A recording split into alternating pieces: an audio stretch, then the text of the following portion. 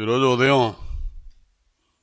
11 గంటల నుంచి గంటన్నర 2 గంటలు జగన్మోహన్ రెడ్డి గారు ప్రెస్ మీట్ మాట్లాడాడు.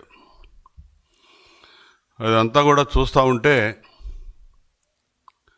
పాత సినిమాలో రాజనాల క్యారెక్టర్ గుర్తొస్తూ ఉంది. మొత్తం చేయాల్సిందంతా చేసేసి ఏం తెలియనట్టు వచ్చి పక్కన కూర్చుంటాడు. హత్యలు, అత్యాచారాలు ఏం చేయాలో అవి చేసి దుర్మార్గాలు, దుశ్చర్యలన్నీ ఏమీ తెలియనట్టు వచ్చి కూర్చునే విధానం. అసలు ఈ పార్టీ వైఎస్ఆర్ కాంగ్రెస్ పార్టీ రాజకీయ పార్టీ కంటే కూడా జగన్మోహన్ రెడ్డి ఒక డ్రామా కంపెనీలాగా మార్చుకుంటూ పోద్ది. వాళ్ళ పార్టీ ఆఫీస్ కూడా ఒక స్టూడియో కింద మార్చుకోవచ్చు. అంటే రాజకీయాల్లో చాలామందిని చూస్తున్నాం, కానీ 2 గంటలు 3 గంటలు తాపీగా ఉన్నవి లేనివి అన్నీ కల్పించి అభూత కల్పన, అబద్ధాలు ఇవన్నీ కూడా వండి వార్చడం అన్నీ కూడా జగన్మోహన్ రెడ్డికే సరిపోయింది.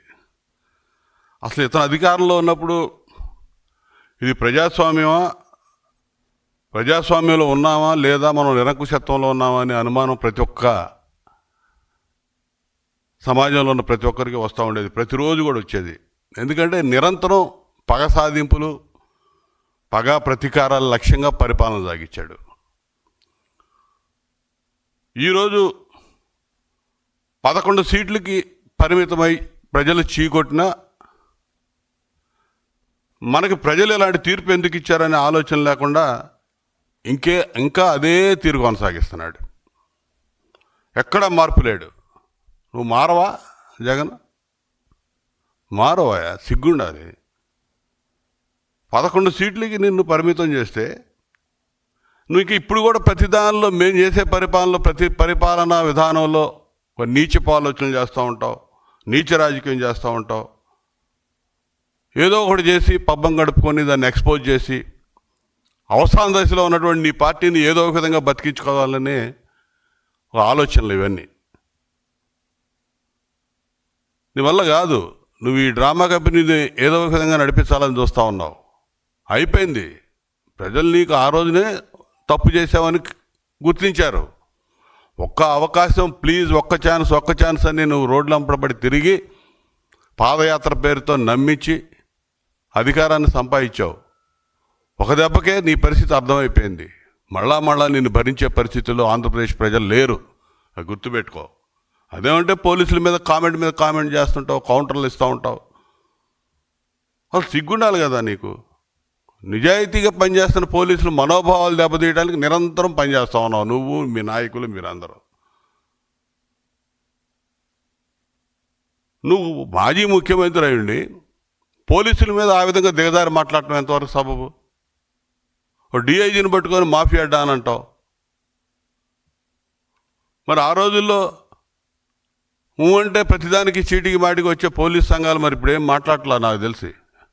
వాళ్ళు కూడా మాట్లాడాలి ప్రతిదానికి కూడా. సిద్ధార్థ కౌశల్ ఐపీఎస్ ఆఫీసర్ రాజీనామా స్వచ్ఛంద పదవి విరమణ చేస్తే అతను నాకు రాజకీయాలకి నాకు సంబంధం లేదు, నేనే రాజీనామా చేశాను, పక్కకు తప్పుకుంటున్నాను, వేరే వ్యాపకాలు ఉన్నాయంటే దాన్ని రాజకీయం చేయడానికి ప్రయత్నం చేశావు. నీ పాలనలో పోలీసు వ్యవస్థని పూర్తిగా నిర్వీర్యం చేశావు. అది అందరికీ తెలుసు. నీ సొంత పార్టీ ఎంపీని తీసుకుపోయి ఏ విధంగా కొట్టి హింసించి పోలీసు వ్యవస్థను ఏ విధంగా దుర్వినియోగం చేసావో అందరూ కూడా చూశారు. కేవలం నీ కక్ష సాధింపుల కోసం ఆ వ్యవస్థను వాడుకున్నావు అనేది అందరికీ తెలుసు. నువ్వు లేకపోతే చెట్లు నరికించడం, పరదాలు కట్టించడం, టీడీపీ నేతల మీద కదలికల మీద నిఘా పెట్టడానికి వీటికి వాడేవు తప్ప పోలీసు వ్యవస్థని దేనికి సక్రమంగా వినియోగించావు?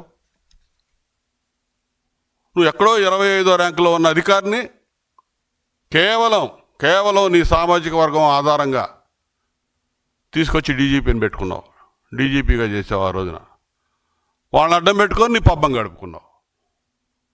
అదొక్కటే ఏకైక అర్హత ఏంటంటే నీ సామాజిక వర్గం.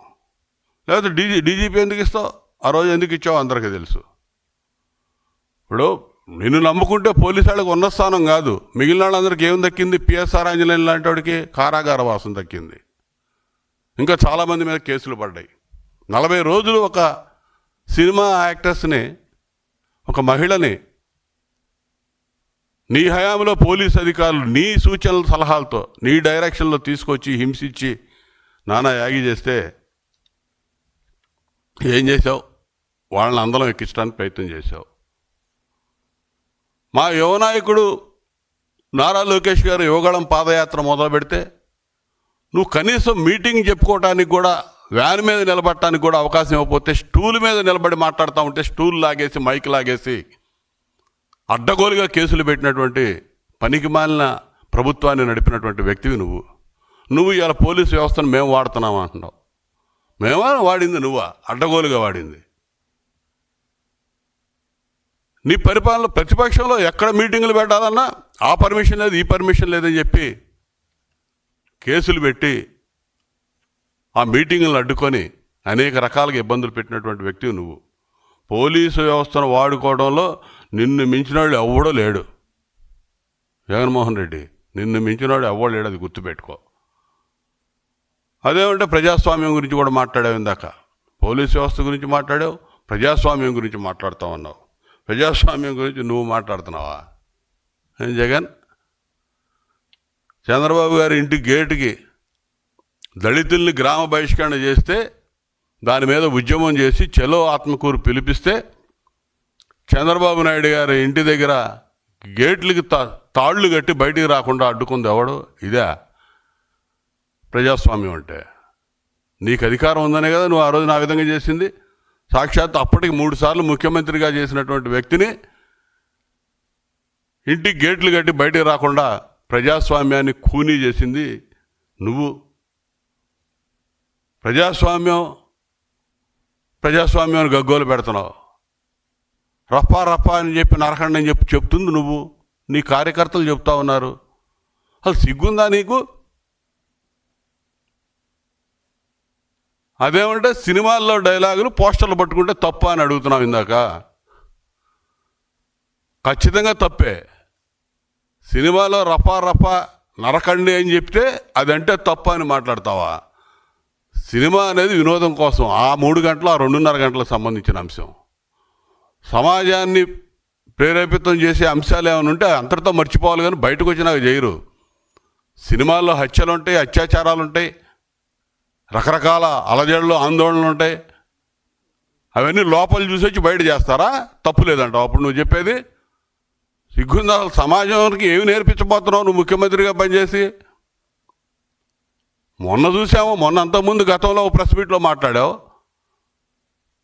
రఫా అని సినిమాలో డైలాగ్ పెడితే తప్పేంటని. ఈరోజు కూడా అదే మాట్లాడావు. ఎవడన్నా చెప్తాడా? సినిమాలో హింస ఉంటుంది, అన్నీ ఉంటాయి, అంతటిగా అప్పటికే పరిమితం, కానీ బయటకు వచ్చేయమని చెబుతావు సమాజంలో. అది చెప్తా ఉన్నాడు. ఇంకేం చెప్తాం? ఇది ప్రజాస్వామ్యం ఏం చెప్పేది?